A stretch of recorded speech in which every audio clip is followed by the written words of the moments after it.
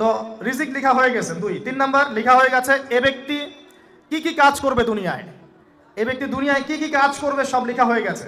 এখন যদি একটা চোর বলে যে আল্লাহ পাক আমার তাকদিরে লিখেছিলেন যে আমি চুরি করব, তাই আমি চুরি করেছি। এখন যদি একজন ধর্ষক বলে আল্লাহ আমার তাকদিরে লিখেছিল যে আমি ধর্ষণ করব, তাই ধর্ষণ করেছি।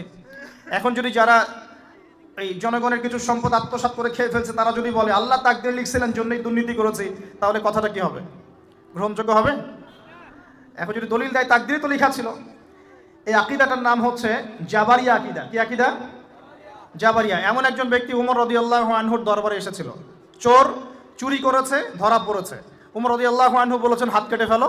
তখন সে বলছে যে আমার হাত তো কাটা যাবে না, কেন? আল্লাহ পাক তাকদিরে লিখেছেন আমি চুরি করব, তাই চুরি করেছি।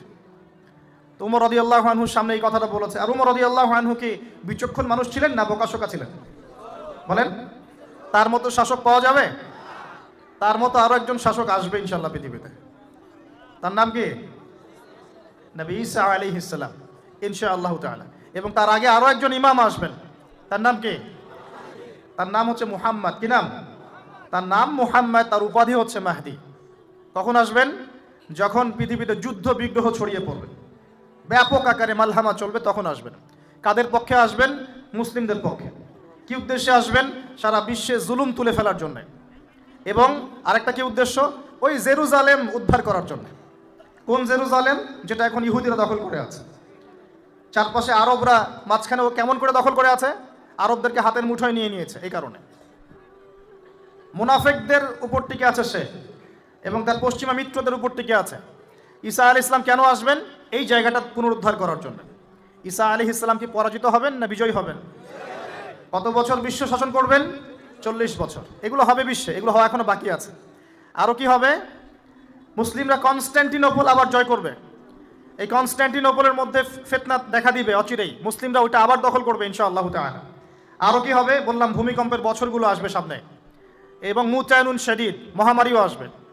আরও কি? বড় বড় 3টা ভূমিকম্প বাকি আছে এখনো। আগে বলেছি লেকচারে, একটা পৃথিবীর পূর্বে, একটা পশ্চিমে, একটা মাঝখানে। এগুলো এখনো বাকি আছে। বিশ্বে অনেক কিছু হওয়া এখনো বাকি আছে।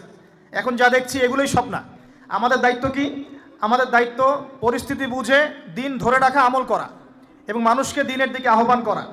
আমরা যদি দায়িত্ব পালন না করি তাহলে কি হবে? আল্লাহ পাক আমাদেরকে সরিয়ে দিয়ে নতুন কওম নিয়ে আসবেন। আল্লাহ পাক সূরা মুহাম্মাদে বলেছেন ওয়া ইন তাতাওয়াল্লাউ, তোমরা যদি মুখ ফিরিয়ে নাও, ইয়াস্তাবদিল কওমান গায়রাকুম, আল্লাহ পাক নতুন কওমকে তোমাদের জায়গায় স্থলাভিষিক্ত করবেন। সুম্মা লা ইয়াকুনু আমসালাকুম, তারা তোমাদের মতো হবে না, মানে আমাদের মতো অপদার্থ হবে না। উম্মার বিজয়ের শর্ত কি? আল্লাহ সূরা মুহাম্মাদেই বলেছেন ইন তানসুরুল্লাহা ইয়ানসুরুকুম, তোমরা আল্লাহর দ্বীনকে সাহায্য করো, তবেই আল্লাহ তোমাদেরকে সাহায্য করবে। ওয়া ইউসাব্বিত আকদামাকুম, তোমাদের পা আল্লাহ দৃঢ় করে রাখবেন। আমরা আল্লাহকে সাহায্য না করলে আল্লাহ পাক আমাদেরকে সাহায্য করবেন না। সিম্পল। আল্লাহ পাক সূরা রাদের মধ্যে বলছেন ইন্নাল্লাহা লা ইউগাইয়িরু মা বিকওমিন হাত্তা ইউগাইয়িরু মা বিআনফুসিহিম, আল্লাহ পাক কোনো কওমের অবস্থা ততক্ষণ পরিবর্তন করেন না যতক্ষণ না সেই কওম তার নিজের অবস্থার পরিবর্তনের চেষ্টা করে। তাহলে আমাদের পরিবর্তন কেন হচ্ছে না? কারণ আমরা নামাজ ছেড়ে দিয়েছি। 90% মুসলিমের দেশে কত পার্সেন্ট নামাজ পড়ে চিন্তা করে দেখবেন। আমরা কোরআন ছেড়ে দিয়েছি। 90% মুসলিমের দেশে কত পার্সেন্ট বিশুদ্ধ করে কোরআন তেলাওয়াত করতে পারে? একটু খোঁজ নিয়ে দেখবেন। কোরআন শুমারি করে দেখেন, নামাজ শুমারি করে দেখেন, তাহলে বুঝতে পারবেন। আর যারা কোরআন পড়তে জানে তাদের মধ্যে কত পার্সেন্ট কোরআনের অর্থটা বোঝে? এটা আরও বড় বিষয়। তারপরে আবার কারা মেনে চলে, এটা আরও বড় বিষয়।